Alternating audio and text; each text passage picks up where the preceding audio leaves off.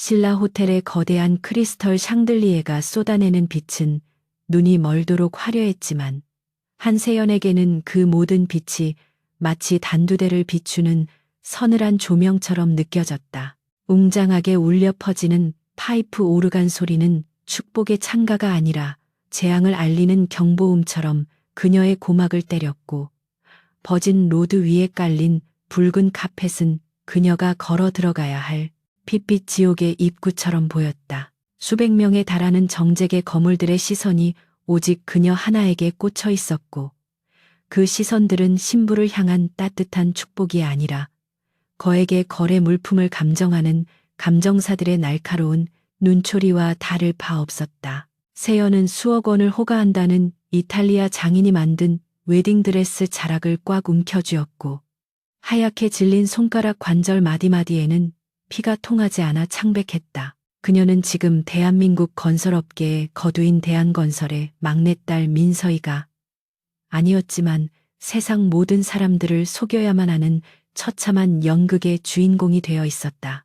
사채업자들의 협박에 못 이겨 도망친 진짜 신부를 대신해 팔려온 가짜 신부라는 사실이 발각되는 순간, 그녀의 인생뿐만 아니라 병상에 누운 아버지와 어린 남동생의 목숨까지도 장담할 수 없는 절체절명의 위기였다. 그 긴 버진 로드의 끝에는 대한민국 재계를 움직이는 태성그룹의 젊은 회장 강도준이 서 있었다.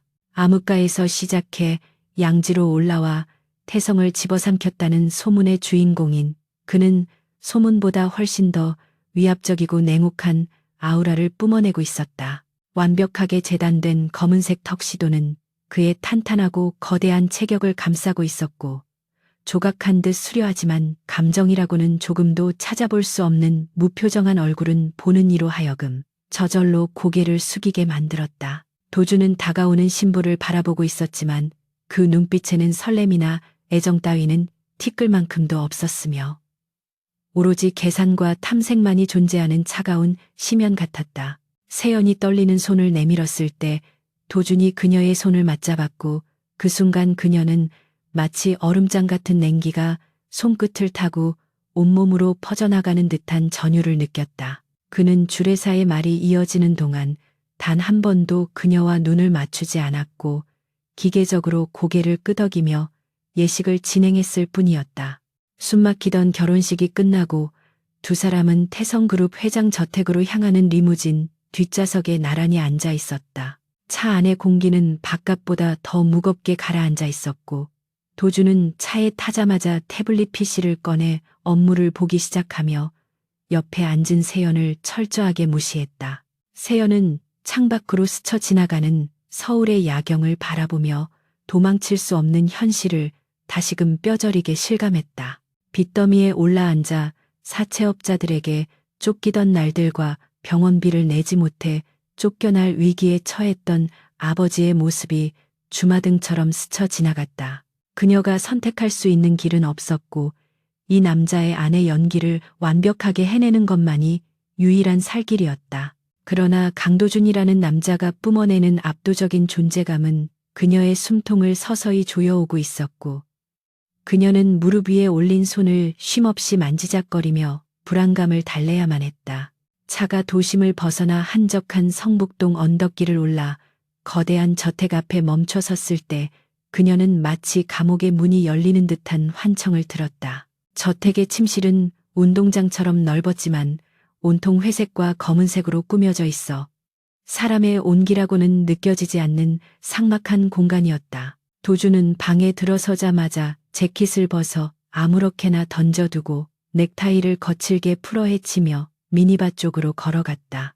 얼음이 부딪히는 맑은 소리가 정막을 깨트렸고, 그는 위스키 잔을 든 채 천천히 뒤를 돌아 문가에 뻣뻣하게 서 있는 세연을 응시했다. 그 눈빛은 예식장에서 보았던 무관심한 눈빛이 아니라 먹잇감을 앞에 둔 맹수의 그것처럼 위험하고 집요하게 빛나고 있었다. 세연은 본능적인 공포에 뒷걸음질 치고 싶었지만 발이 바닥에 붙어버린 듯 움직이지 않았다. 도주는 한 모금 술을 삼킨 뒤 천천히 그녀에게 다가왔고, 그가 한 걸음씩 내디딜 때마다 세연의 심장은 터질 듯이 요동쳤다. 그는 그녀의 코앞까지 다가와 멈춰섰고 그가 뿜어내는 알코올 향과 남성적인 채취가 그녀의 호흡을 어지럽혔다. 도주는 아무런 예고도 없이 세연의 왼손을 거칠게 낚아채어 들어 올렸고 그녀가 비명을 지를 새도 없이 소매를 걷어 올려 가느다란 손목을 드러냈다. 그의 시선이 그녀의 하얀 손목을 훑어내렸고 이내 입가에 비릿하고 잔혹한 미소가 번졌다. 연기력은 제법 봐줄만 했지만 너를 보낸 놈들이 치명적인 실수를 했군. 낮게 깔린 그의 목소리는 지옥에서 들려오는 성구처럼 섬뜩했다. 민서이는 12살 때 승마사고로 왼쪽 손목 안쪽에 지울 수 없는 흉터가 있지. 하지만 너는 너무나 깨끗해. 세연의 머릿속이 하얗게 변했고 숨이 턱 막혀왔다. 그녀는 필사적으로 변명거리를 찾으려 했지만 입술만 달싹거릴 뿐 아무런 말도 나오지 않았다. 도주는 이미 모든 것을 알고 있었던 것이다. 예식장에서 그녀의 손을 잡았을 때부터, 아니, 어쩌면 그 이전부터 그는 이 결혼이 사기극이라는 것을 간파하고 있었음이 분명했다. 그는 세연의 손을 내동댕이 치듯 놓고 품 안에서 사진 몇 장을 꺼내 그녀의 얼굴을 향해 흩뿌렸다. 바닥에 떨어진 사진 속에는 낡은 임대 아파트 복도에서 서성이는 그녀의 모습과 병실에 누워있는 아버지, 그리고 교복을 입고 등교하는 남동생의 모습이 적나라하게 찍혀 있었다. 한세연, 나이 25, 아버지가 남긴 도박 빚10억. 사채업자들에게 팔려가기 직전에 민 회장의 제안을 받고 대역이 되었지. 도주는 그녀의 신상을 줄줄 읊으며 그녀를 구석으로 몰아붙였다. 세연은 다리에 힘이 풀려 주저앉았고 떨리는 손으로 바닥에 흩어진 가족의 사진을 주워 품에 안았다. 공포보다 더 큰 절망이 그녀를 덮쳤다. 이제 끝이구나. 경찰에 넘겨지거나 아니면 쥐도 새도 모르게 처리되겠구나. 그녀는 덜덜 떨리는 목소리로 겨우 입을 열었다. 제발 가족만은 건드리지 말아주세요. 저는 어떻게 되든 상관없습니다. 시키는 대로 했을 뿐이에요. 세연의 애원에도 도준의 표정은 조금도 변하지 않았지만 그의 눈동자 깊은 곳에서 기이한 흥미가 일렁였다. 보통의 여자들이라면 살려달라고 빌거나 거짓말을 늘어놓았겠지만 이 여자는 자신의 안위보다 가족을 먼저 챙기고 있었다. 그는 쭈그리고 앉아 세연의 턱을 거칠게 잡아 들어 올리며 그녀의 눈을 똑바로 응시했다. 눈물로 젖어 있었지만 그 안에 담긴 도끼와 생존 본능이 그의 가학적인 소유욕을 자극했다. 그는 엄지손가락으로 그녀의 입술을 문지르며 나직하게 속삭였다. 경찰에 넘기지 않겠다. 빚도 갚아주지. 그리고 내 가족의 안전도 보장해주마.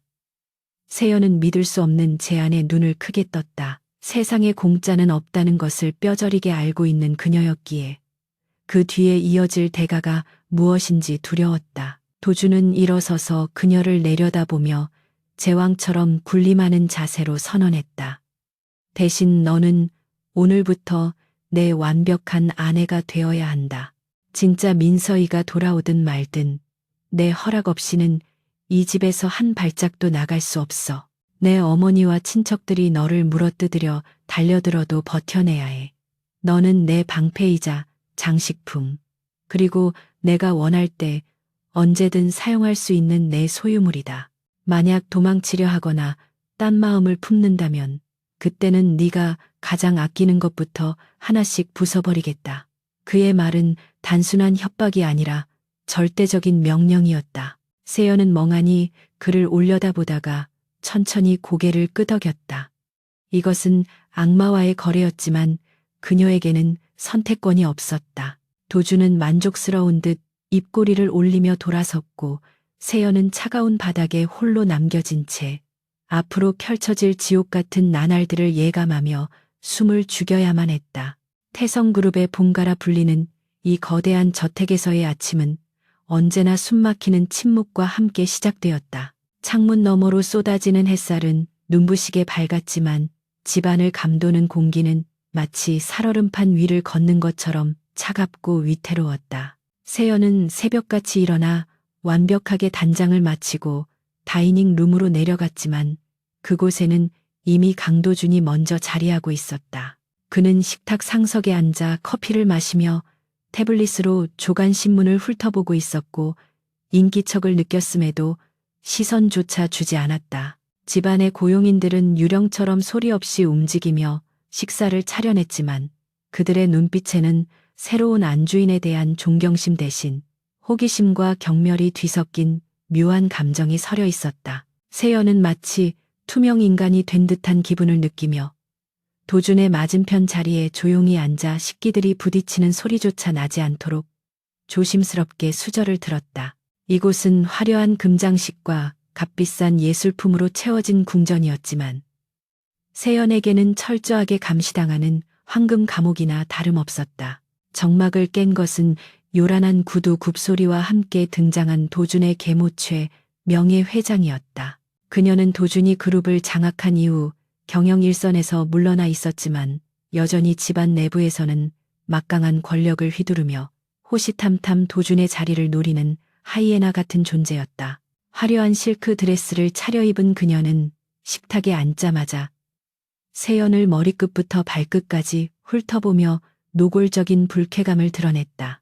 민 회장 댁 따님이 예의범절을 제대로 배우지 못한 모양이구나. 시어머니가 들어왔는데 인사도 없이 밥만 먹고 있다니 말이야. 그녀의 목소리는 상냥한 척 포장되어 있었지만 그 속에는 날카로운 가시가 박혀 있었다. 세연은 즉시 자리에서 일어나 고개를 숙였지만 최 회장은 콧방귀를 뀌며 자리에 앉아 고용인에게 까다로운 주문을 늘어놓으며 분위기를 장악하려 들었다. 도준은 여전히 태블릿에서 눈을 떼지 않은 채 이 상황을 방관하고 있었고 세연은 이것이 도준이 말했던 시험의 시작임을 직감했다. 식사가 끝날 무렵 최 회장은 비릿한 미소를 지으며 집사에게 두꺼운 장부 하나를 가져오게 했다. 그녀는 장부를 세연의 앞으로 거칠게 밀어놓으며 말했다. 태성가의 며느리가 되었으니 이제 집안 살림도 네가 관리해야 하지 않겠니? 이번 달 저택 관리 비용과 연회 예산 내역이다. 검토해보고 결제하렴. 그것은 명백한 함정이었다. 건설 재벌의 딸로 자라 세상 물정 모르고 돈 쓰는 법만 배웠을 민서이가 복잡한 회계 장부를 볼 줄 알리 만무했기 때문이다. 게다가 그 장부에는 최 회장의 신복인 집사가 교묘하게 조작해둔 횡령 내역이 숨겨져 있을 것이 분명했다.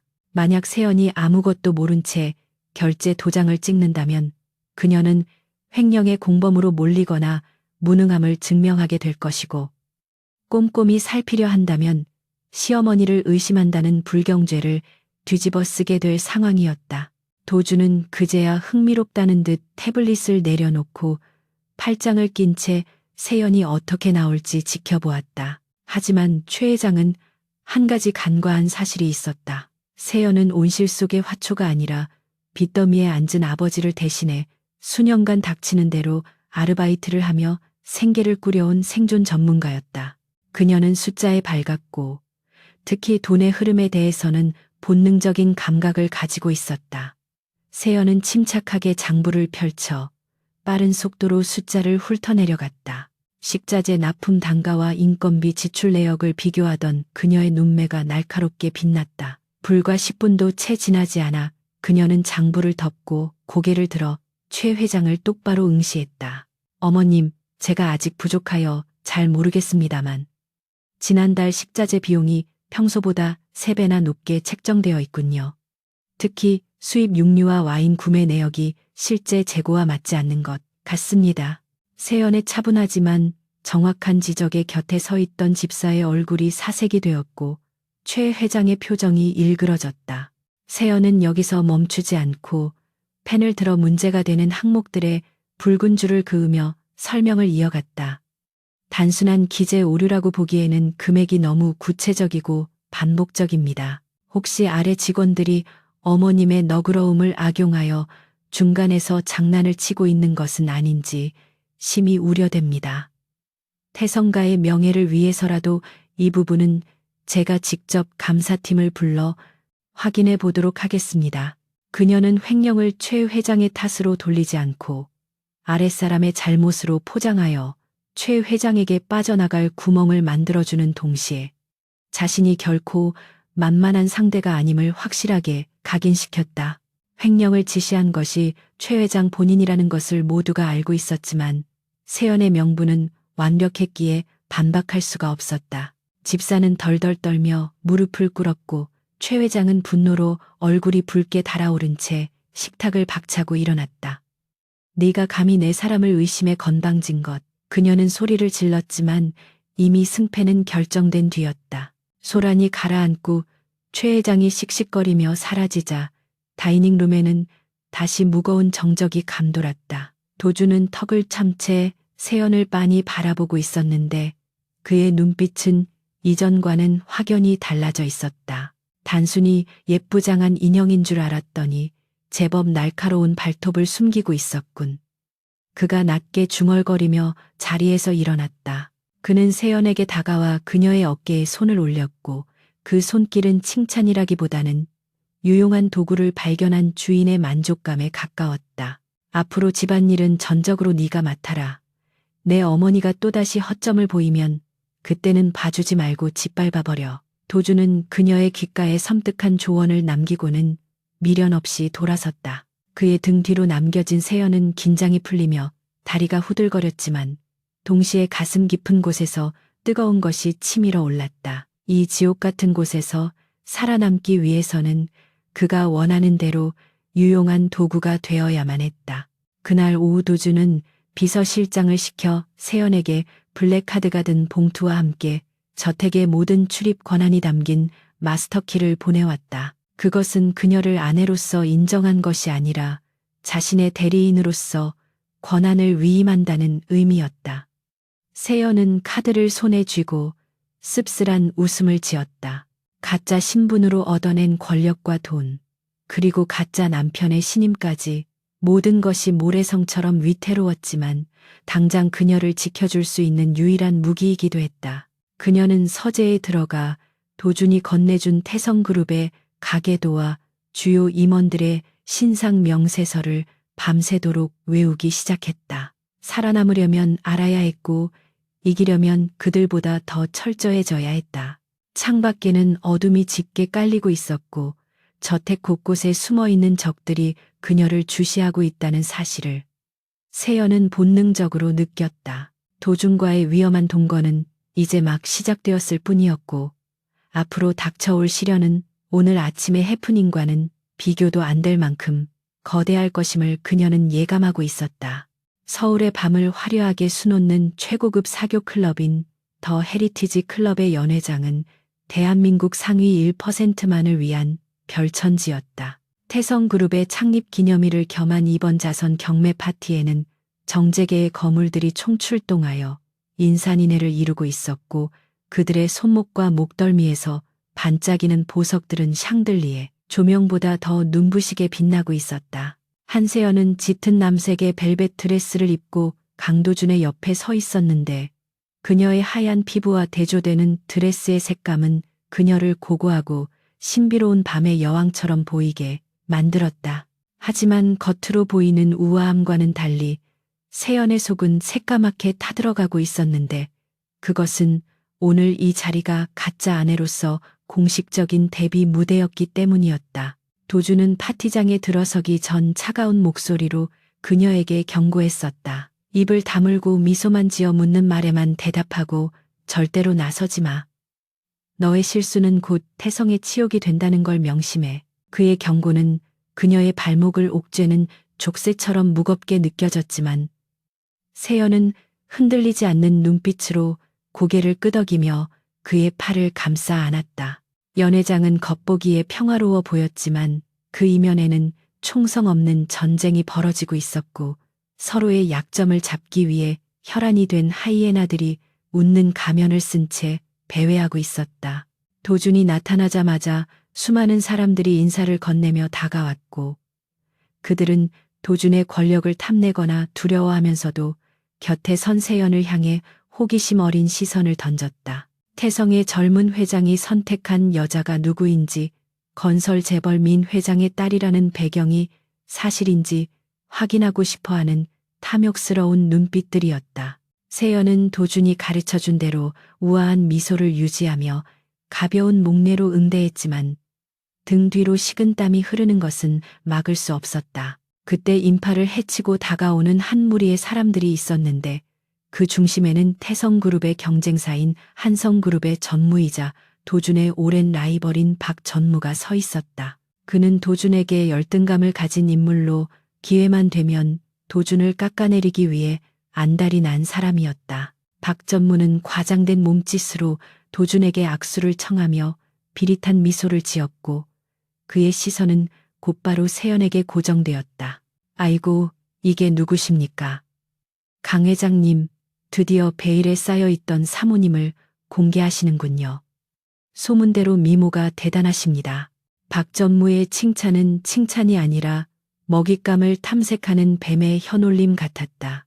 그는 의도적으로 목소리를 높여 주변 사람들의 이목을 집중시킨 뒤 샴페인 잔을 들어 올리며 도발을 시작했다. 그런데 민 회장님 댁 따님께서 예술의 조예가 깊다는 소문을 들었습니다. 마침 오늘 경매에 아주 귀한 그림이 출품되었다고 하는데 사모님의 고견을 한번 들어보고 싶군요. 그것은 명백한 함정이었는데 민서인은 예술에 무지하기로 유명했거나 혹은 세연이 가짜라는 것을 의심하고 그녀의 미천을 드러내게 하려는 수작임이 분명했다. 주변의 소음이 잦아들고 사람들의 시선이 일제히 세연에게 쏠렸고 도준의 미간이 미세하게 찌푸려지는 것을 세연은 놓치지 않았다. 박전무가 가리킨 곳에는 휘장에 덮여있던 그림 한 점이 공개되고 있었는데 그것은 현대 추상화의 거장이라 불리는 화가의 초기 작품으로 혼란스러운 색채와 기하학적인 선들이 뒤엉킨 난해한 그림이었다. 박전무는 의기양양한 표정으로 세연을 바라보며 말을 이었다. 이 작품은 작가의 내면 세계가 가장 잘 드러난 수작이라고들 하죠.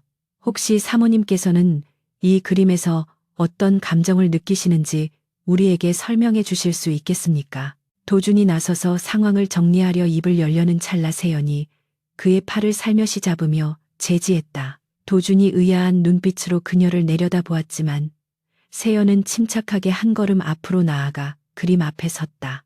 그녀는 과거 빚을 갚기 위해 미술관 도슨트 아르바이트를 하며 수많은 작품을 공부했고 예술에 대한 남다른 감각을 키워왔었다. 그녀에게 이 그림은 낯선 난제가 아니라 익숙한 친구와도 같았다. 세연은 그림을 잠시 응시하다가 천천히 입을 열었는데 그녀의 목소리는 낮지만 또렷하게 연회장에 울려 퍼졌다. 많은 분들이 이 작품을 작가의 혼란스러운 내면을 표현한 것이라 해석하지만 저는 조금 다르게 생각합니다. 화가가 이 그림을 그렸을 당시는 전쟁 직후였고 그는 폐허가 된 도시에서 피어나는 들꽃을 보며 희망을 이야기하고 싶어 했습니다. 여기 붉은색의 거친 붓터치 아래 숨겨진 미세한 녹색의 점들을 보십시오. 이것은 파괴가 아니라 생명력을 의미합니다. 즉, 이 그림은 고통이 아닌 회복과 재생을 노래하고 있는 것입니다. 그녀의 설명은 전문적이고 깊이가 있었으며 단순히 지식을 나열하는 것이 아니라 작품의 본질을 꿰뚫는 통찰력이 담겨 있었다. 좌중은 숨을 죽이고 그녀의 말에 귀를 기울였고 박전무의 얼굴은 당혹감으로 일그러졌다. 그는 세연이 기껏해야 그림이 예쁘다거나 색감이 좋다는 식의 뻔한 대답을 할 것이라 예상했기 때문이었다. 세연은 거기서 멈추지 않고 박전무를 향해 부드럽게 미소 지으며 결정타를 날렸다. 전무님께서 예술을 사랑하시는 마음은 잘 알겠습니다만 작품의 진정한 가치는 작가의 명성이 아니라 그 안에 담긴 치유의 메시지를 읽어내는 데에 있다고 생각합니다. 태성그룹이 추구하는 가치 또한 파괴된 것을 다시 세우고 새로운 미래를 건설하는 것이니 이 그림과 일맥상통한다고 볼 수 있겠지요. 그녀의 말은 박전무의 얄팍한 지식을 꼬집는 동시에 태성그룹의 기업 이념까지 연결시키는 완벽한 답변이었다. 연회장 곳곳에서 탄성과 함께 박수가 터져나왔고 도준을 바라보는 사람들의 눈빛에는 부러움이 섞이기 시작했다. 도준은 팔짱을 낀 채 세연을 바라보았는데 그의 눈동자 속에는 놀라움을 넘어선 기이한 열기가 피어오르고 있었다. 자신의 옆에 서 있는 이 여자가 단순히 쓸모있는 도구가 아니라 그 자체로 빛나는 보석일지도 모른다는 생각이 처음으로 그의 뇌리를 스쳤다. 박 전무는 얼굴이 불그락불그락해져서 황급히 자리를 피했고 세연은 그제야 긴장이 풀리며 다리에 힘이 빠지는 것을 느꼈다. 그녀가 비틀거리려는 순간 단단한 팔이 그녀의 허리를 강하게 감싸 안아 지탱해 주었다. 도준이었다. 그는 남들의 시선을 의식하지 않고 그녀를 자신의 품으로 끌어당기며 귓가에 낮게 속삭였다. 제법이군. 어디서 주워들은 풍월인 줄 알았더니 사람을 놀라게 하는 재주가 있어.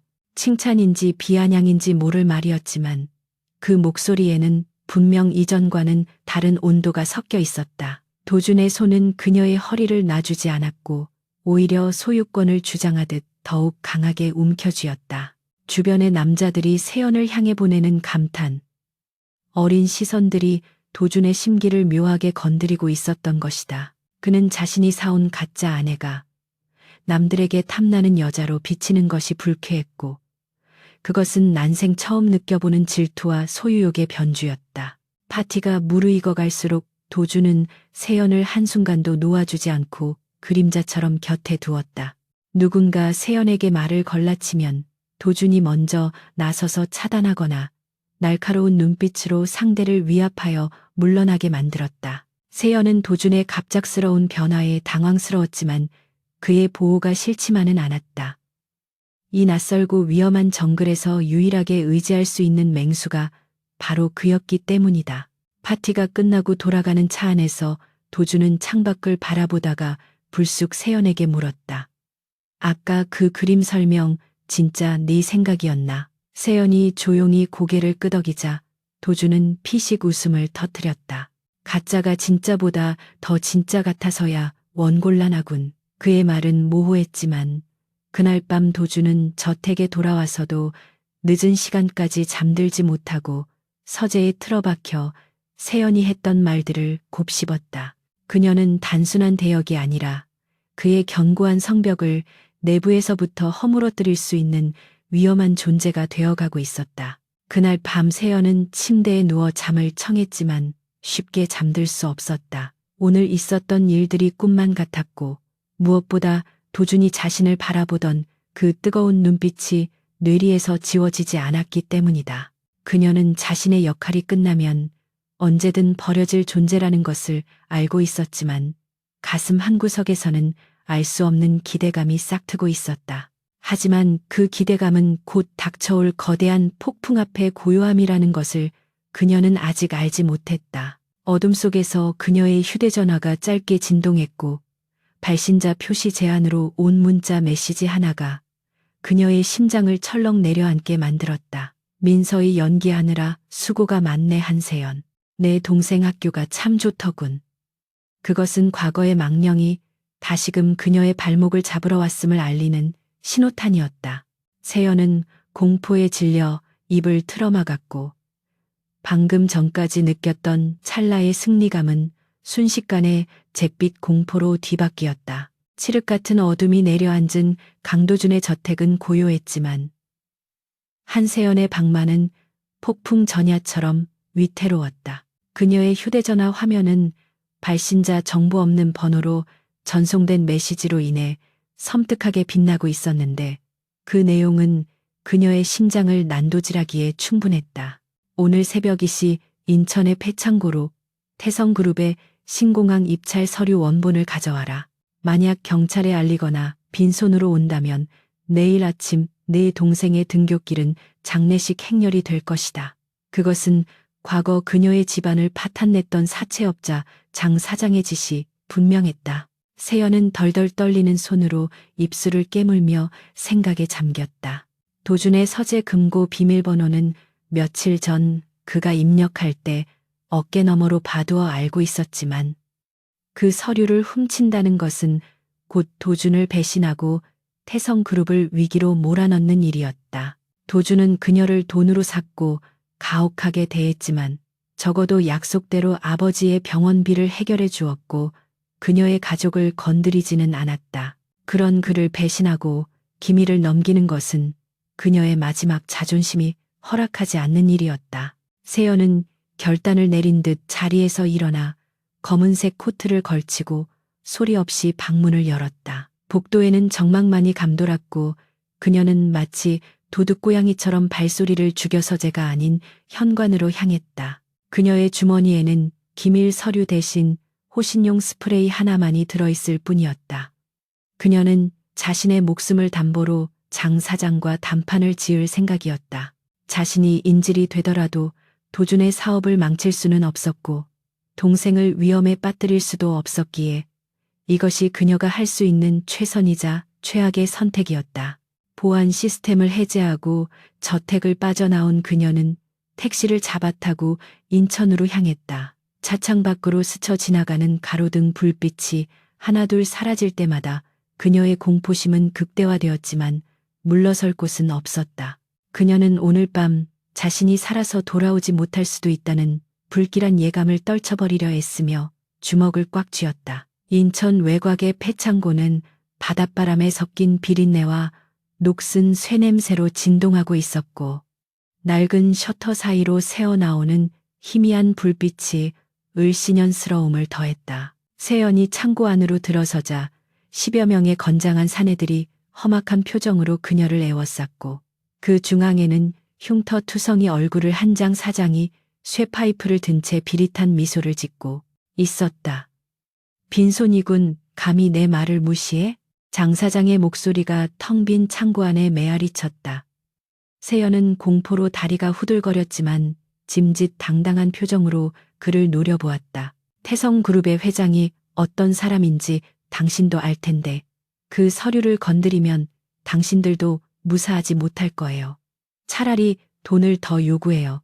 내가 어떻게든 마련해 볼 테니까. 그녀의 외침에 장 사장은 코웃음을 치며 다가와 그녀의 뺨을 거칠게 내리쳤다. 짝하는 소리와 함께 세연은 바닥으로 나뒹굴었고 입안이 터져 비릿한 피맛이 느껴졌다. 건방진 년이 회장 사모님 소리 좀 듣더니 눈에 뵈는 게 없나 보구나. 장 사장은 넘어진 세연의 머리채를 휘어잡고 귓가에 으르렁거렸다. 네가 가져오지 않으면 우리가 직접 가서 뺐으면 그만이야. 물론 그 전에 네 동생 놈 손가락부터 하나씩 자른 사진을 강 회장에게 보내주지. 세연은 고통과 분노로 눈물이 고였지만 놈들의 발목을 잡고 늘어졌다. 안 돼. 제발 가족은 건드리지 마. 그녀가 절규하며 저항하자 사내들이 그녀를 에워싸고 발길질을 하려는 찰나 창고의 낡은 철문이 굉음과 함께 박살나며 날아갔다. 쏟아지는 먼지 구름 사이로 눈을 뜰 수 없을 만큼 강력한 헤드라이트 불빛이 창고 안을 비추었고 수십 대의 검은 세단이 들이닥쳐 사채업자들을 포위했다. 그리고 그 빛을 등지고 걸어 들어오는 한 남자의 실루엣이 보였다. 잘 재단된 슈트 자락을 휘날리며 들어오는 강도준이었다. 도준의 등장은 그 자체로 압도적인 공포였다. 그는 아무런 무기도 들지 않았지만 그에게서 뿜어져 나오는 살기는 창고 안의 공기를 순식간에 얼어붙게 만들었다. 도준은 바닥에 쓰러져 입가에 피를 흘리고 있는 세연을 발견하자 미간을 찌푸렸고 그의 눈동자는 붉게 충혈되어 마치 지옥에서 기어나온 악귀처럼 변해버렸다. 내 물건에 흠집을 낸 새끼가 누구지? 낮게 깔린 그의 목소리는 분노를 억누르고 있어 더욱 소름 끼쳤다. 장 사장이 당황하며 뒷걸음질 쳤지만 도준은 성큼성큼 다가가 순식간에 장 사장의 멱살을 잡고 바닥에 처박았다. 우두둑하는 끔찍한 소리와 함께 장 사장의 팔이 기이한 각도로 꺾였고 비명소리가 창고를 가득 채웠다. 도준이 데려온 경호원들은 순식간에 나머지 일당들을 제압했고 상황은 일방적인 학살로 변했다. 도준은 바닥을 기어다니는 장 사장의 머리를 구둣발로 지식이며 차갑게 일갈했다. 주제도 모르는 쓰레기들이 감히 누구를 협박해.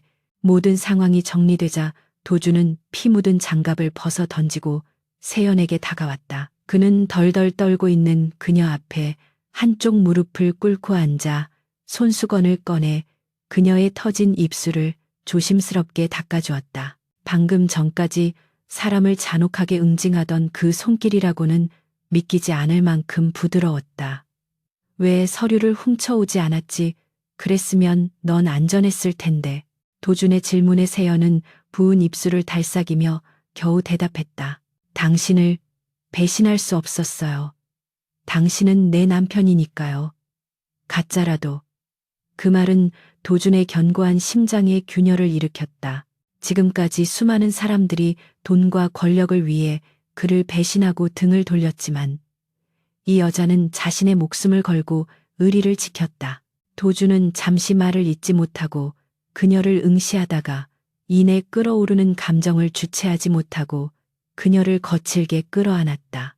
도준은 세연을 안아들고 창고를 빠져나와 자신의 차 뒷좌석에 태웠다. 차가 출발하고 빗방울이 차창을 때리는 소리만이 들리는 정적 속에서 도준은 세연의 손을 꽉 잡고 놓지 않았다. 그의 손은 평소보다 뜨거웠고 미세하게 떨리고 있었다. 다시는 이런 짓 하지 마. 내 허락 없이는 다치지도 말고 죽지도 마. 너는 내 것이다. 머리카락 한 올부터 발끝까지 전부. 그의 말은 여전히 독단적이고 소유욕으로 가득 차 있었지만 세연은 그 안에 담긴 안도감과 두려움을 읽을 수 있었다.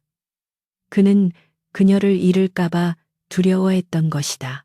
세연은 대답 대신 그의 어깨에 머리를 기대었고 긴장이 풀리면서 몰려오는 피로감에 눈을 감았다. 지독한 악취가 진동하던 창고에서 벗어나 도준의 품에서 나는 묵직한 우디 향을 맡으니 비로소 살아있다는 실감이 났다. 그날 밤 도준은 의사를 불러 세연을 치료하게 한 뒤 그녀가 잠들 때까지 침대 곁을 지켰다. 수면제를 먹고 깊은 잠에 빠진 세연의 창백한 얼굴을 바라보며 도준은 처음으로 자신의 감정을 인정해야만 했다. 처음에는 그저 쓸모있는 장기판의 말이라고 생각했고 조금 지나서는 흥미로운 장난감이라고 여겼다. 하지만 오늘 그녀가 피를 흘리며 쓰러져 있는 모습을 본 순간 그는 이성이 마비되는 듯한 분노를 느꼈다. 그것은 단순한 소유욕을 넘어선 무언가였다. 그는 잠든 세연의 이마에 조심스럽게 입을 맞추며 맹세했다.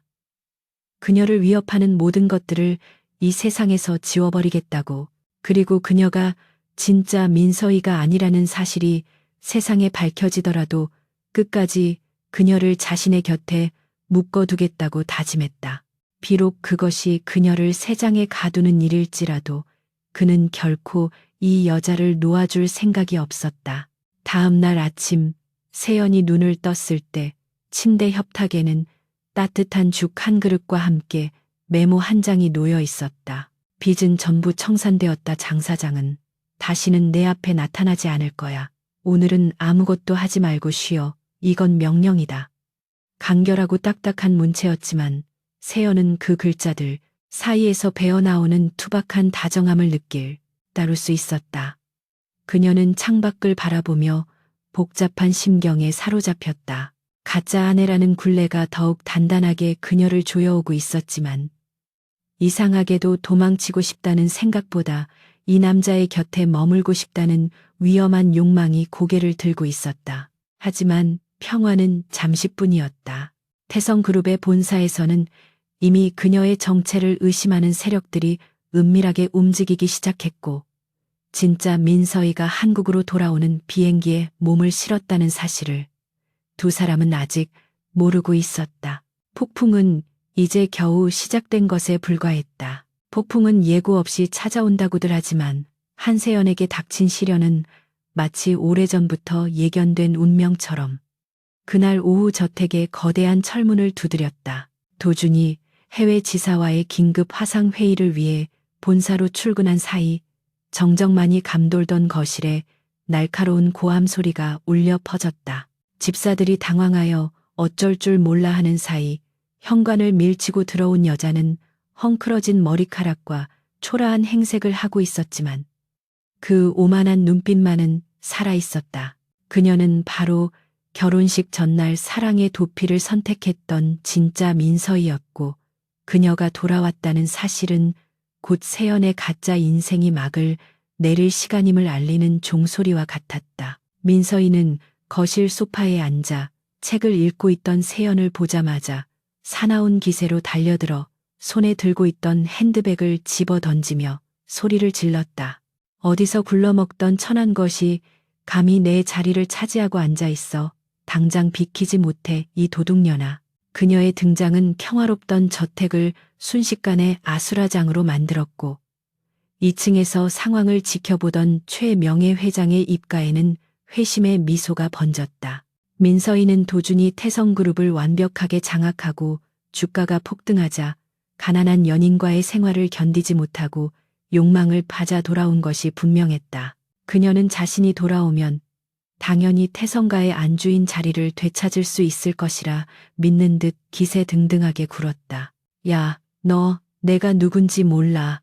나는 대한건설 민 회장의 하나뿐인 딸이야. 너 같은 대역이랑은 태생부터가 다르다고. 민서이의 독설은 세연의 가슴을 후벼 팠지만 세연은 표정 하나 바꾸지 않고 담담하게 그 모욕을 받아냈다. 언젠가는 겪어야 할 일이었고 빌린 자리를 주인에게 돌려주는 것은 당연한 수순이라고 스스로를 다독였다. 하지만 가슴 한구석이 찢어질 듯 아파오는 것은 어쩔 수 없었는데 그것은 단순히 부와 권력을 잃어서가 아니라 강도준이라는 남자의 곁을 떠나야 한다는 사실이 주는 상실감 때문이었다. 최 회장은 득달같이 달려내려와 민서이의 손을 잡으며 호들갑을 떨었다. 아이고, 이제야 진짜 며느리가 돌아왔구나. 저 근본 없는 사기꾼 때문에 내 속이 얼마나 썩어 문드러졌는지 모른다. 세연은 더 이상 이곳에 머무를 명분이 없음을 깨닫고 조용히 자리에서 일어나 2층 방으로 향했다. 뒤에서 들려오는 민서이의 비웃음과 최 회장의 고성이 등 뒤에 꽂혔지만 그녀는 뒤를 돌아보지 않았다.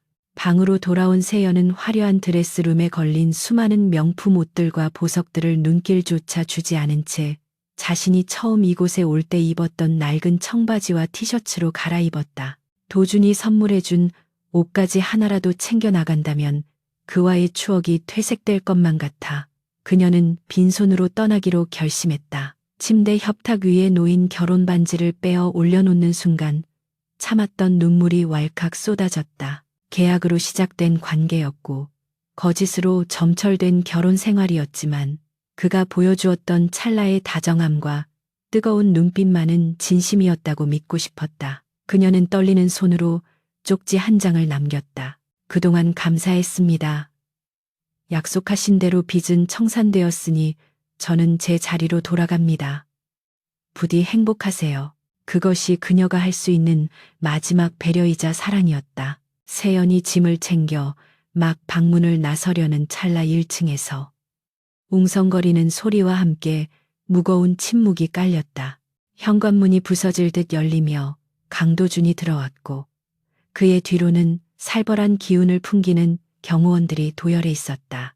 도준은 거실 한가운데서 마치 자신이 이 집의 주인인 양거들 먹거리고 있는 민서이를 발견하고는 걸음을 멈췄다. 민서이는 도준을 보자마자 반색하며 달려가 팔짱을 끼려 했다. 여보, 나왔어요. 그동안 많이 기다렸죠.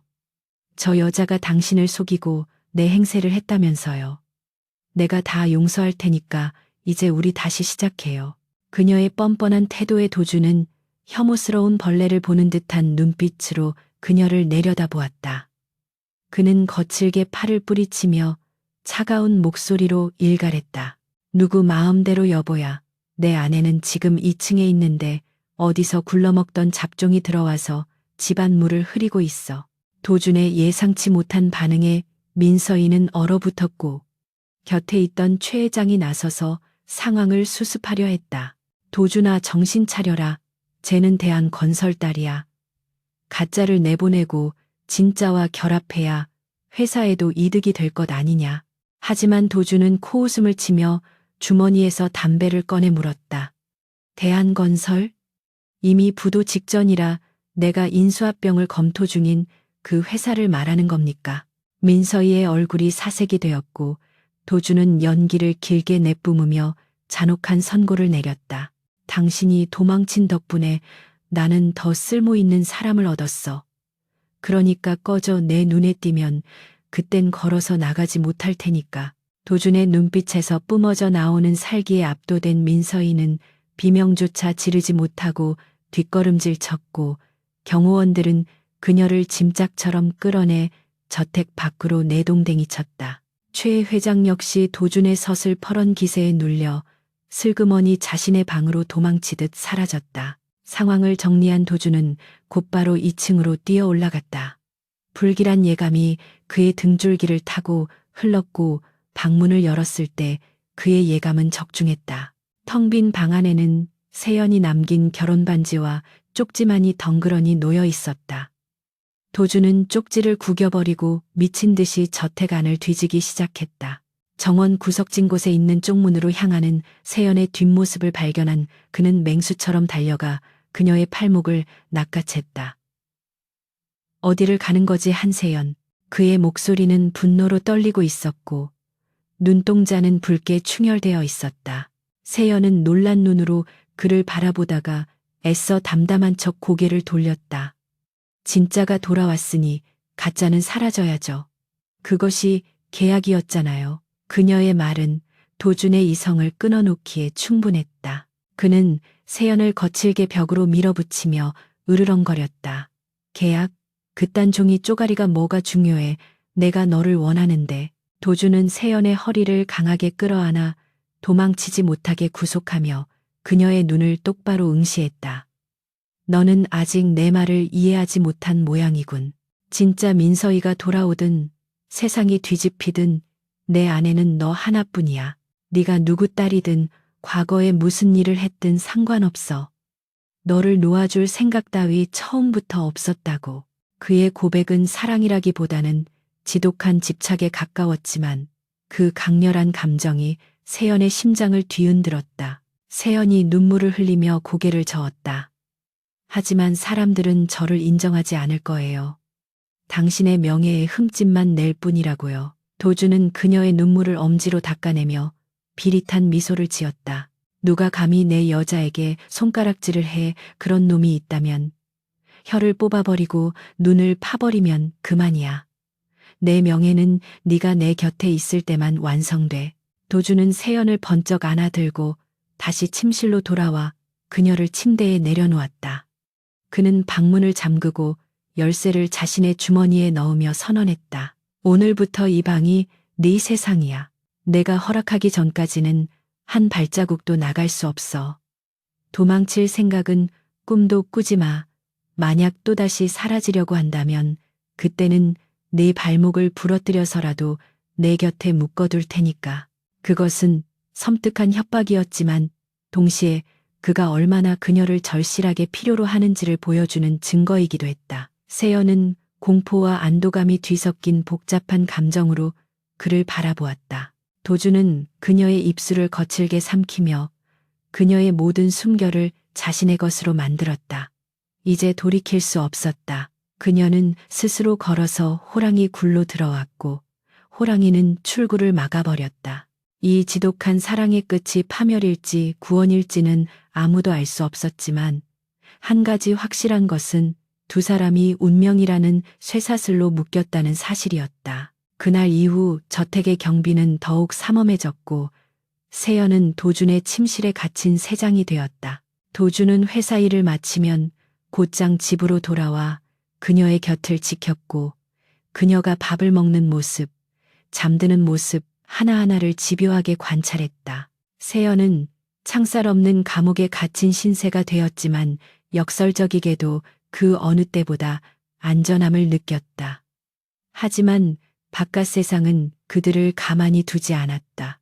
쫓겨난 민서이가 앙심을 품고 언론사에 태성그룹 회장의 아내는 가짜라는 정보를 흘렸고 찌라시들이 냄새를 맡고 몰려들기 시작했다. 주주총회를 앞두고 터진 스캔들은 도준의 경영권 방어에 치명적인 약점이 될 수 있었다.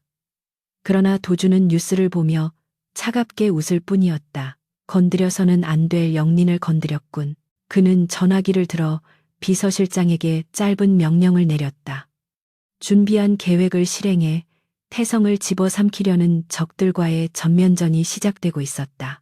태성그룹을 뒤흔든 스캔들은 마치 거대한 해일처럼 순식간에 모든 것을 집어삼켰다. 진짜 민서희가 폭로한 내용은 언론의 먹잇감이 되어 연일 톱뉴스를 장식했고, 대중은 재벌가의 충격적인 사기극에 분노하며 해명을 요구했다. 주가는 곤두박질 쳤고 경쟁사들과 결탁한 이사들은 이 기회를 틈타 긴급 주주총회를 소집하여 강도준 회장의 해임안을 상정하려 들었다.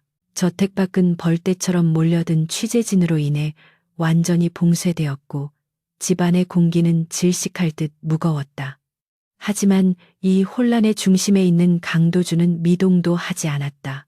그는 서재에 앉아 냉철한 눈빛으로 상황을 주시하고 있었지만 그의 관심사는 회사의 존폐가 아니라 오직 한세연의 안위뿐이었다. 그는 세연이 뉴스를 접하고 상처받지 않도록 인터넷과 TV를 차단하고 외부와의 접촉을 철저히 막았다. 도준에게 있어 태성그룹은 언제든 다시 세울 수 있는 성이었지만 세연은 대체 불가능한 유일한 존재였기 때문이다. 하지만 세연은 바보가 아니었다. 굳게 닫힌 커튼 틈으로 보이는 수많은 카메라 플래시와 집안에서 들리는 직원들의 다급한 통화 소리만으로도 상황이 얼마나 심각한지 짐작할 수 있었다. 그녀는 도준이 자신을 지키기 위해 자신의 제국을 불태울 준비를 하고 있다는 것을 깨닫고 가슴이 무너져 내리는 듯한 고통을 느꼈다. 늦은 밤 서재에서 들려오는 도준의 고성 소리가 그녀의 결심을 굳히게 만들었다. 내 아내를 건드리는 놈들은 누구든 용서하지 않아. 설령 그게 내 피부치나 이사들이라도 다 잘라내 버리겠어. 회장직을 내려놓는 한이 있어도 그녀는 못 내준다. 수화기 너머로 들리는 그의 처절한 외침은 그녀의 심장에 비수처럼 꽂혔다. 자신은 그에게 짐일 뿐이며 이대로 있다가는 그가 평생을 바쳐 일궈온 모든 것을 잃게 될 것이 자명했다. 세연은 눈물을 닦아내며 거울 속에 비친 자신을 응시했다. 이제는 가짜 아내가 아니라 그를 사랑하는 여자로서 마지막으로 해야 할 일이 무엇인지 분명해졌다. 다음 날 아침 도준이 이사들을 제압하기 위해 본사로 떠나자마자 세연은 행동을 개시했다. 그녀는 도준이 쥐어주었던 마스터키와 안주인으로서의 권한을 이용해 비서실장을 호출했다. 비서실장은 난색을 표하며 그녀의 외출을 막으려 했지만 세연의 눈빛은 그 어느 때보다 단호하고 위험이 서려 있었다. 회장님을 구하고 태성을 살릴 방법이 있어요. 저를 기자회견장으로 데려다 주세요. 모든 책임은 제가 집니다.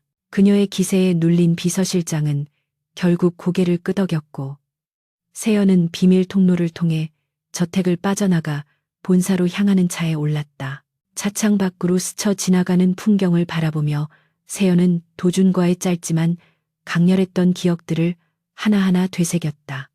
그의 서툰 다정함, 질투 어린 눈빛, 그리고 따뜻했던 품, 그 모든 것을 가슴 깊이 묻으며 그녀는 입술을 깨물었다. 이것이 그를 위한 최선의 선택이자 유일한 사랑법이었다. 태성그룹 본사 대강당은 기자들로 발디딜 틈이 없었다. 도준이 단상에 올라 해명을 하려는 순간 회견장 뒷문이 열리고 세연이 걸어 들어왔다. 수많은 카메라가 일제히 그녀를 향해 돌아갔고 플래시 세례가 쏟아졌다. 도준의 눈이 커지며 당황한 기색이 역력했다. 한세연 여기는 왜 온 거야? 당장 나가. 도준이 소리쳤지만 세연은 그를 향해 슬픈 미소를 지으며 고개를 저었다. 그녀는 단상으로 올라가 마이크 앞에 섰고 떨리는 숨을 고르며 입을 열었다. 그녀의 목소리는 작지만 또렷하게 장내에 울려 퍼졌다. 세간에 떠도는 소문은 모두 사실입니다. 저는 민서희가 아닙니다. 장내는 순식간에 술렁거렸고 도준은 경호원들에게 그녀를 끌어내리라고 지시하려 했지만 세연의 다음 말이 그의 발을 묶었다. 하지만 강도준 회장님은 아무것도 몰랐습니다. 이 모든 것은 신분 상승을 노린 제가 꾸민 단독 범행입니다. 저는 가난에서 벗어나기 위해 회장님을 속이고 가짜 신분으로 결혼했습니다. 그것은 완벽한 거짓말이었다. 도준이 처음부터 알고 있었다는 사실을 숨기고 자신이 모든 죄를 뒤집어쓰므로써 도준을 피해자로 둔갑시키는 전략이었다. 세연은 눈물을 흘리며 말을 이어갔다. 회장님은 저의 거짓말에 속아 진심으로 저를 대해 주셨을 뿐입니다. 비난받아야 할 사람은 오직 저 하나입니다. 부디 태성그룹과 강도준 회장님에 대한 오해를 거두어 주십시오. 그녀의 호소력 짙은 연기에 여론의 화살은 순식간에 도준에 대한 동정론으로 바뀌었고 기자들은 세연을 향해 날카로운 질문을 쏟아냈다. 도준은 멍하니 그녀를 바라보았다. 자신을 살리기 위해 스스로 진흙탕 속으로 뛰어든 그녀의 모습이 너무나도 처연하고 아름다워서 가슴이 찢어질 것만 같았다. 그는 단상으로 뛰어 올라가 그녀의 손목을 잡았지만 세연은 그의 손을 뿌리치며 작게 속삭였다. 제발 가만히 있어요. 이게 당신을 지키는 길이에요. 기자회견이 끝나고 세연은 쏟아지는 비난과 멸시를 받으며 뒷문으로 빠져나갔다. 도준이 기자들에게 가로막혀 그녀를 따라가지 못하는 사이 그녀는 미리 대기하고 있던 검은색 벤에 몸을 실었다. 하지만 차에 타자마자 그녀는 이상한 낌새를 눈치챘다. 운전석에 앉은 남자는 태성그룹의 직원이 아니었고 뒷좌석에는 낯선 사내들이 앉아 있었다. 함정이었다. 도준의 라이벌인 박전무와 쫓겨난 민서희가 손을 잡고 그녀를 납치한 것이다. 차문이 잠기고 세연이 반항하려 했지만 들이닥친 손수건에 묻은 약품 냄새를 맡고 정신이 혼미해졌다. 흐릿해지는 의식 속에서 그녀는 마지막으로 도준의 이름을 불렀다. 도준 씨, 미안해요. 차는 유유히 본사를 빠져나가 어디론가 사라졌고 뒤늦게 달려나온 도준은 텅 빈 주차장을 바라보며 절규했다. 도준은 미친 사람처럼 날뛰었다. 그는 비서실장 멱살을 잡고 당장 차를 추적하라고 고함쳤고 본사의 보안팀을 총동원해 서울 시내를 뒤지기 시작했다. 그때 그의 휴대전화가 울렸다. 발신자 표시 제한. 도준이 떨리는 손으로 전화를 받자 수화기 너머로 비열한 박전무의 목소리가 들려왔다. 강 회장님 사모님, 아니 그 가짜 여자분의 기자회견은 아주 감동적이더군요. 하지만 그녀가 진짜로 당신을 위해 죽을 수도 있다는 건 알고 계십니까? 도준의 눈동자가 순식간에 칠흑 같은 어둠으로 물들었다. 털끝 하나라도 건드리면 내 놈들 3대를 멸해버리겠다. 그의 으르렁거림에 박전무는 낄낄거리며 비웃었다. 선택하십시오. 회장직을 내려놓고 빈손으로 오신다면 여자는 살려드리죠. 하지만 시간을 끈다면 시신을 수습하러 오셔야 할 겁니다. 전화가 끊어지자 도준은 휴대전화를 바닥에 내동댕이 쳐 박살냈다. 그의 이성은 완전히 끊어졌고 그 자리에는 오직 분노와 살기만이 남은 괴물만이 서 있었다. 그는 주머니에서 권총을 꺼내 탄창을 확인하며 곁에 서 있던 경호 팀장에게 차가운 명령을 내렸다. 사냥개들을 풀어 내 눈앞에 가로막는 것들은 모조리 쓸어버린다. 경찰이든 경쟁사든 상관없어. 오늘 밤 서울 바닥이 피로 물들더라도 내 아내는 찾아와야 한다. 도준은 자신의 모든 권력과 어둠의 인맥을 동원해 전면전을 선포했다. 더 이상 잃을 것이 없는 남자의 분노는 그 무엇보다 무서운 무기가 되어 적들의 숨통을 조여가기 시작했다. 그는 검은색 세단에 올라타며 맹세했다. 그녀를 납치한 놈들을 지옥 끝까지 쫓아가 가장 고통스러운 방법으로 죽여주겠다고. 그리고 그녀를 다시 찾게 된다면 이번에는 절대로 놓지 않겠다고. 한편 폐쇄된 물류 창고에 끌려온 세연은 차가운 시멘트 바닥에서 눈을 떴다.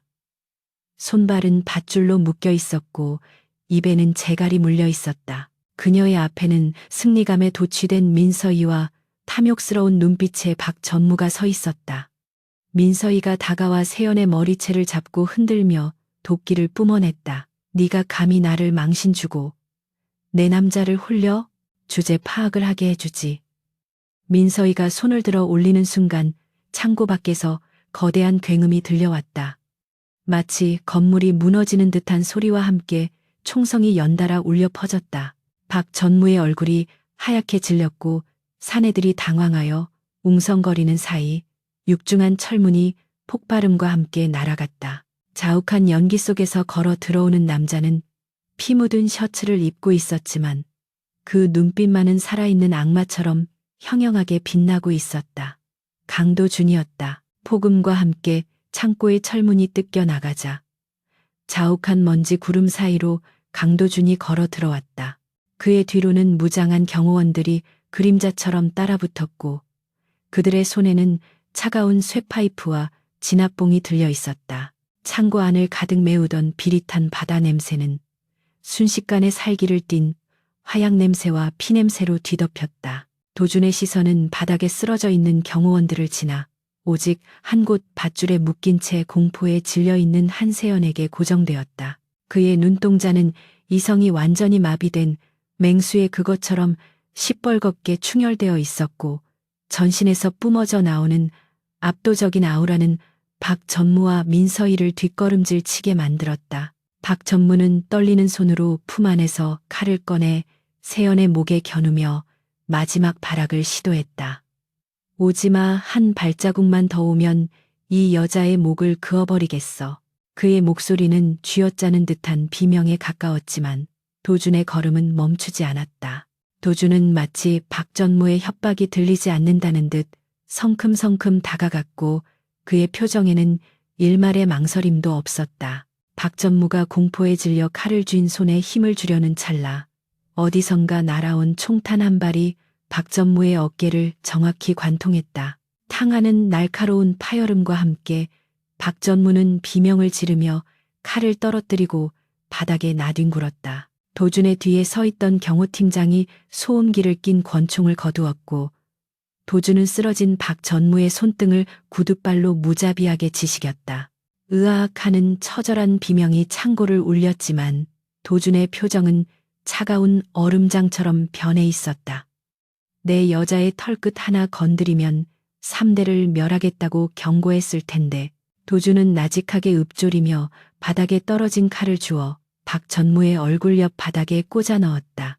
박 전무는 공포에 질려 기절했고 상황은 순식간에 정리되었다. 구석에 숨어 벌벌 떨고 있던 민서이는 도준의 시선이 자신에게 향하자 비명을 지르며 주저앉았다. 그녀는 오만했던 태도는 온데간데 없이 바닥을 기어가며 도준의 바짓단 탈을 잡고 애원했다.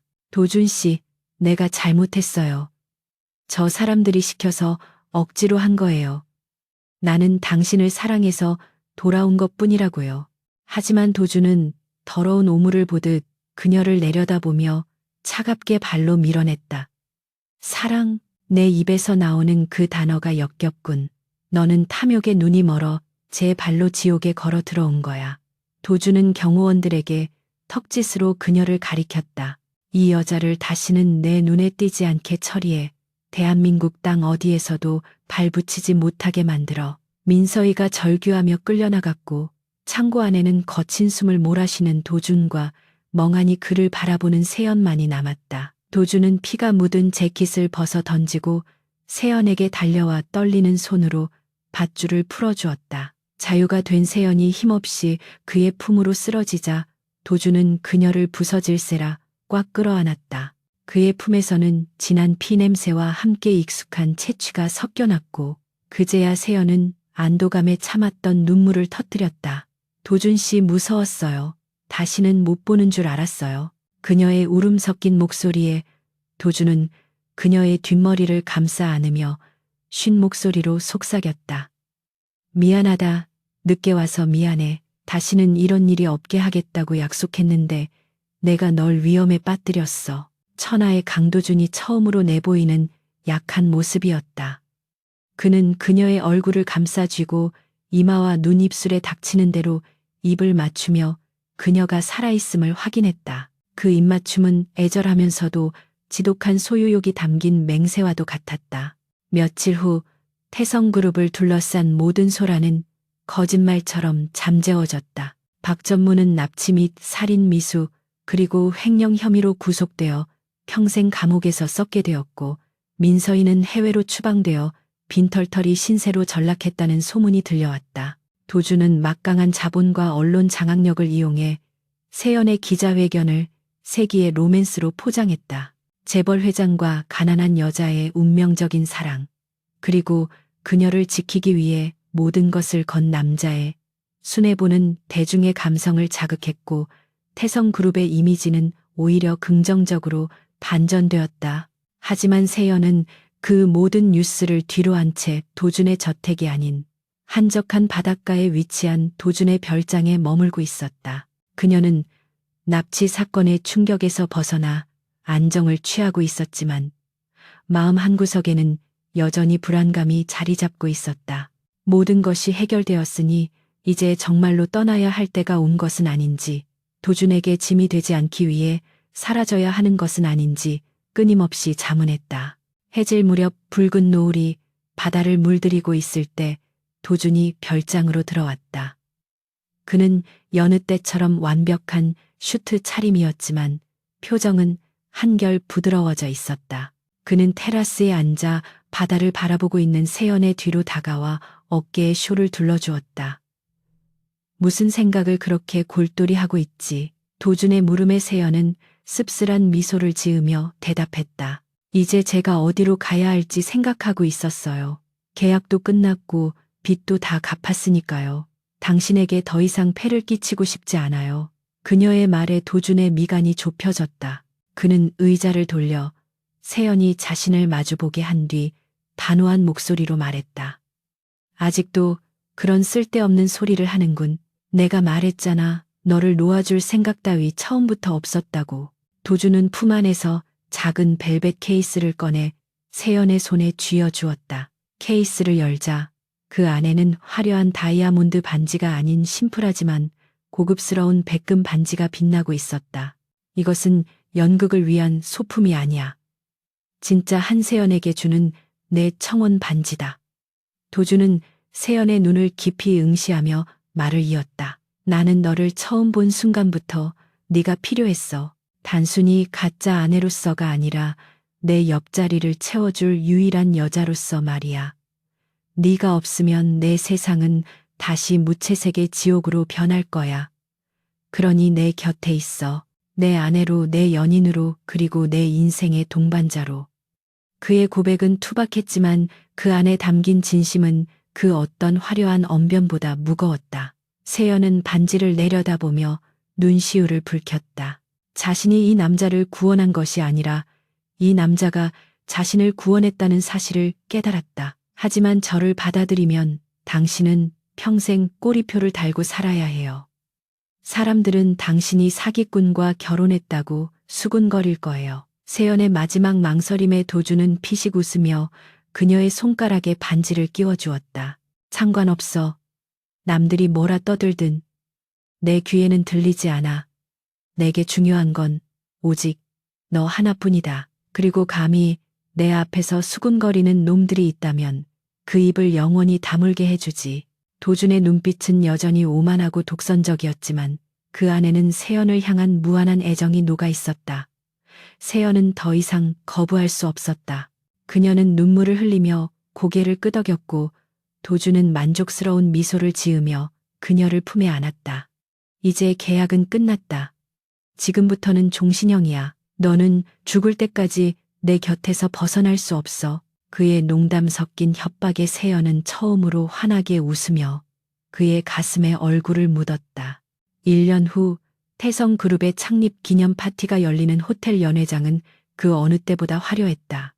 수많은 취재진이 입구에 진을 치고 있었고 정재계 인사들이 속속 도착했다. 검은색 리무진이 멈추고 문이 열리자 강도준 회장이 먼저 내렸고 그는 손을 내밀어 차 안에 있는 여인을 에스코트했다. 우아한 흰색 드레스를 입은 한세연이 도준의 손을 잡고 내리자 플래시 세례가 폭포수처럼 쏟아졌다. 그녀는 더 이상 주눅든 가짜 아내가 아니었다. 당당하고 기품 있는 태성그룹의 안주인이자 강도준의 사랑을 한 몸에 받는 진짜 아내로서 그 자리에 서 있었다. 사람들은 그녀의 과거를 수군거리기보다는 그녀의 아름다움과 도준의 헌신적인 태도에 감탄을 금치 못했다. 도준은 사람들의 시선을 즐기듯 세연의 허리를 감싸 안으며 귓가에 속삭였다. 오늘 밤 당신이 제일 아름다워. 연회장 안으로 들어서자 도준의 경쟁자들이나 과거 세연을 무시했던 사람들이 앞다퉈 인사를 건넸다. 세연은 여유로운 미소로 그들을 응대했고 도준은 그녀의 곁을 한시도 떠나지 않고 호위했다. 파티가 무르익을 무렵 도준은 세연을 데리고 발코니로 나갔다. 시원한 밤바람이 두 사람의 뺨을 스쳤고 발 아래로는 서울의 야경이 보석처럼 빛나고 있었다. 도준은 난간에 기대어 세연을 바라보며 물었다. 행복한가? 세연은 밤하늘을 올려다보다가 도준을 보며 고개를 끄덕였다. 내 꿈만 같아요. 거짓말처럼 시작된 우리가 이렇게 진짜가 되었다는 게 믿기지 않아요. 도준은 다가와 그녀의 허리를 끌어당겨 입을 맞췄다. 꿈이 아니야. 이건 현실이고 앞으로 우리가 만들어갈 미래지. 그리고 기억해, 넌 영원히 내 거야. 도준의 집착은 여전했지만 그것은 이제 세연에게 족쇄가 아니라 든든한 울타리였다. 그녀는 도준의 목을 감싸 안으며 깊게 입을 맞췄다. 알아요. 그리고 당신도 영원히 제 것이에요. 두 사람은 서로의 눈을 바라보며 웃었다. 험난했던 폭풍우를 지나 비로소 잔잔한 항구에 도착한 배처럼 그들의 사랑은 견고하고 단단했다. 가짜로 시작해 진짜가 된 그들의 이야기는 세상 사람들에게는 한 편의 드라마 같았지만 당사자들에게는 치열했던 생존기이자 서로를 구원한 기록이었다. 밤하늘에 불꽃놀이가 터지며 화려한 불빛이 두 사람을 비췄고 도준은 세연을 더 깊이 품에 안으며 절대 놓지 않겠다는 듯 팔에 힘을 주었다. 그렇게 그들의 밤은 영원히 끝나지 않을 것처럼 깊어가고 있었다.